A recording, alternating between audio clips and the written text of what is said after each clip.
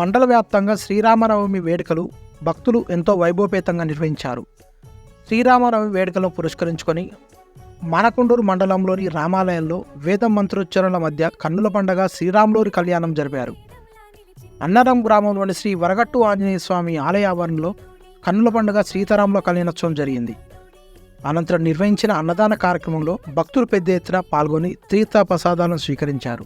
దీంతో గ్రామంలో ఆధ్యాత్మిక వాతావరణం చోటు చేసుకుంది.